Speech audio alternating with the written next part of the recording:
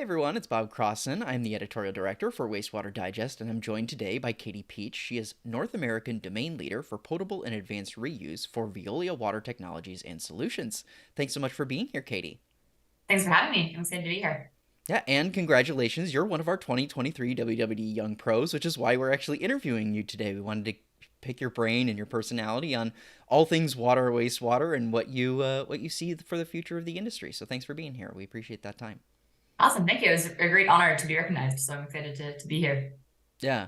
So how did you get involved in the water industry to begin with? Was there a why water moment for you that kind of sparked that? And what led you on the career path to where you are today? So I think I was always pretty interested in the environmental side of things. I studied biochemical engineering at university with a specialization in the environmental engineering aspects. So that's kind of where the environmental side came from. And then getting more specifically into the water industry, I did my fourth year capstone project for a pharmaceutical company looking at their water. And that kind of got me engaged working on, we were kind of looking with them what was in their water, how could they handle it, that sort of thing, in their wastewater. And so that kind of got me involved in the water industry. And through that, I actually had exposure to what was at the time GE Water. And I worked with them a little bit on some technologies that we could use for this project. So then through a scholarship program that I was part of through university with GE, we were given opportunities to connect with different like roles post-graduation.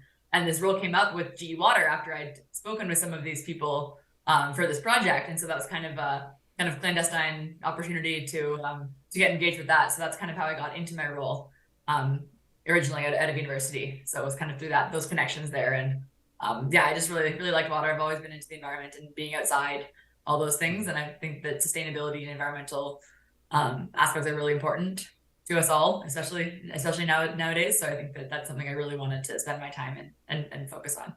Yeah, and thinking about your current role now with potable reuse and advanced advanced reuse, and just the connections of that to like the pharmaceutical wastewater thing too, how big an important impact it is to treat for those pharmaceuticals in the wastewater. Could you talk about how that kind of dovetails and what that background does to help you with what you do now and how you think about water reuse in in North America? I mean, it's definitely an interesting, really interesting project to kind of get me into it. And I think when I got into water, I think I originally really was more interested in the drinking water side of things than the Okay. wastewater side. But then just the way that things work with opportunities and projects that I was assigned to, really learned to love wastewater. And so for a while, I spent some time focusing on municipal wastewater applications, doing process design for that. But then as I kind of developed in that role, I started getting really more involved in the reuse opportunities. And I love that because it kind of combines the wastewater, the fun of wastewater. I think wastewater is really cool and interesting. But also with the drinking water side of creating sustainable water sources for communities that might not have access for a variety of different reasons and that sort of thing. So I think that that's kind of how that came together into the passion I've got for reuse now. Yeah, it is really interesting because I always hear about kind of how different water and wastewater are, where wastewater is really like this gray area where you're trying to keep all your bugs safe, and then drinking water is so black and white in a lot of ways, and like Mhm. it's kind of fun that you get to be kind of like the conduit between those two styles, essentially. Absolutely. Yeah. In my first role, I was in the field doing startup of our systems. So at that point, I was working on water and wastewater systems, industrial and municipal as well. So Hmm. kind of getting to use that background that I have, where I really got to know the nitty gritties of how treatment works on all sides of it. I think is it's great to be able to pull all that together now in the role I'm in now. Yeah. Well, one of the other things I wanted to note from your nomination form for you being a young pro was the Women's Network Hub that you helped co-lead at Veolia. Could you talk about how that came to be and why that is an important part of what you like to do within Veolia itself? Absolutely, yeah. It's the women's network, something I'm really passionate about, especially working in an industry that is it's a minority to be a woman. It's more there's a lot more men in the industry than there are women. So the women's network is actually something that's been around within the company for decades before my tenure started, with GE through Suez, Veolia through the different acquisitions.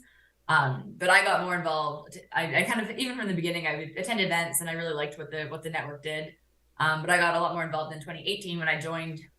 We're kind of organized geographically, so by hubs. So the Hmm. Oakville, the Ontario hub where I sit, I got involved with that group and that steering committee, and just really working on some of the different initiatives to work towards gender equality, advocating for women's careers.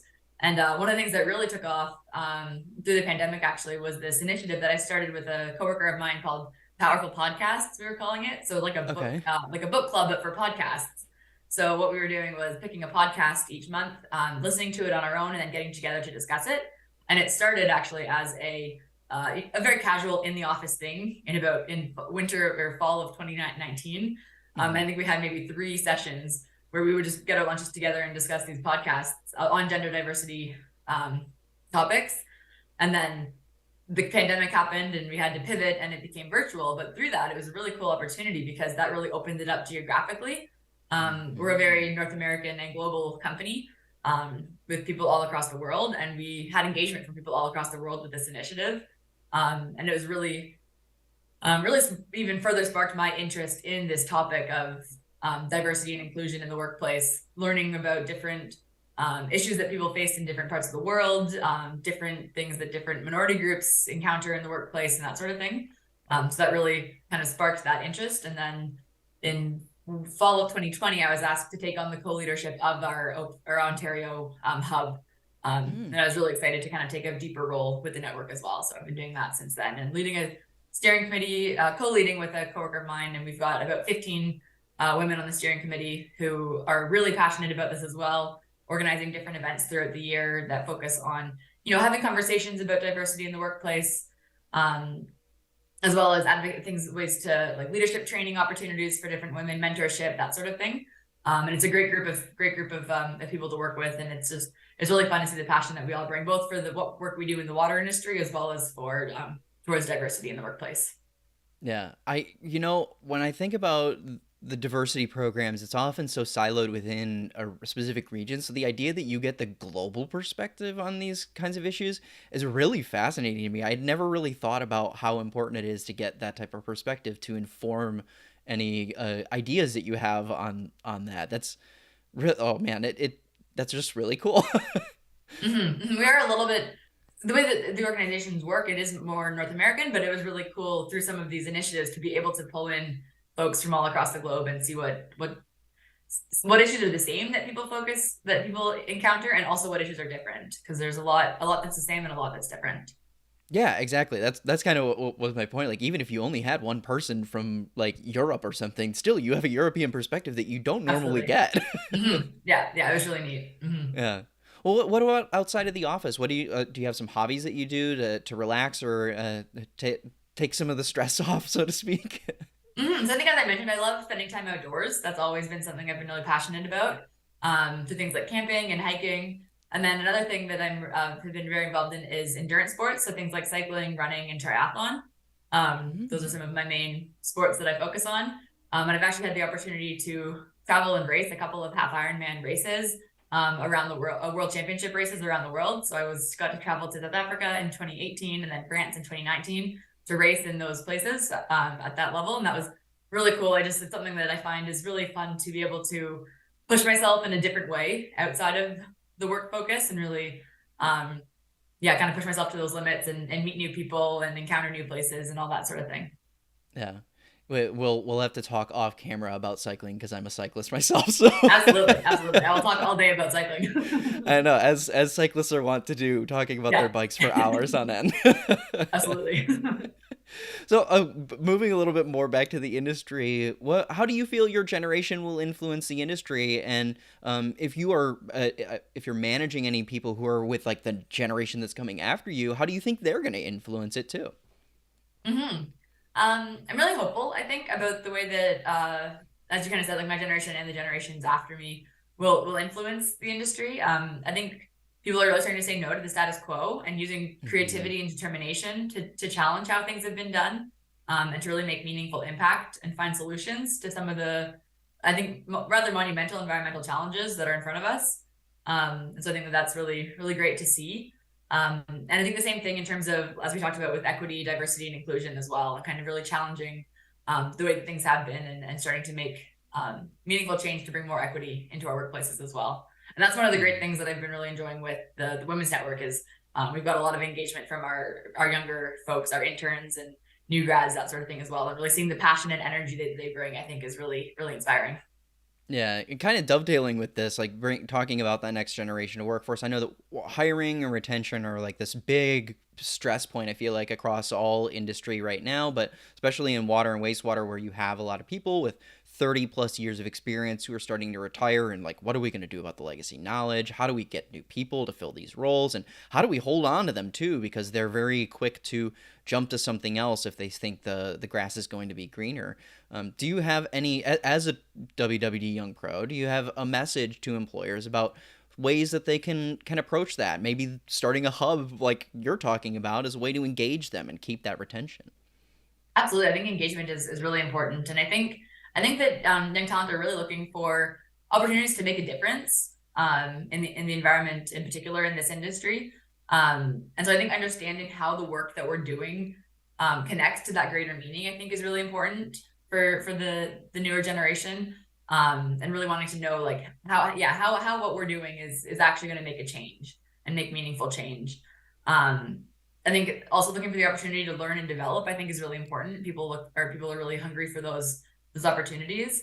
So I think it's really important to make sure that there's opportunities like that, like projects that can, take on more responsibility, but in a safe way. Not being overly challenged or that sort of thing, but challenged in that safe way to try new things, even if that means failing sometimes, and having that safety to fail as we learn. I think is Hmm. really important as well. Yeah, failing And then forward, right? exactly, feeling forward, exactly, yeah. And then I also think, kind of as you mentioned, it's a rapidly changing world in terms of how we work as well. And so I think things like flexibility and balance are also going to be really critical. Um, Folks want to provide meaningful work in their careers, but also be able to set boundaries that allow them the time and space to pursue their other interests outside of work as well. And I think that's something that's really important to retain and engage that talent. Yeah, I totally agree. That it's really interesting. I've done a couple of these interviews now for this year's Young Pros, and a lot of the same themes are showing up in the responses to this I question. believe that. Ensure flexibility, and our generations are challenging the status quo. Yeah. Well, it's so great to talk to you and meet you and get to hear from you about your career and what you think about the industry and everything. So thank you so much for taking the time. Awesome. Well, thanks for having me. I think it's a great industry to be in. I think there's a lot of great work being done, and I'm excited to be a small part of that. So thanks for having me, and thanks for the honor of the award and recognition as well. Of course, yeah. And for everyone who is watching, check out the video description below. We'll have a link to all of a list of all of our young pros, as well as a link to our playlist of the videos, so you can learn a little bit more about them one on one.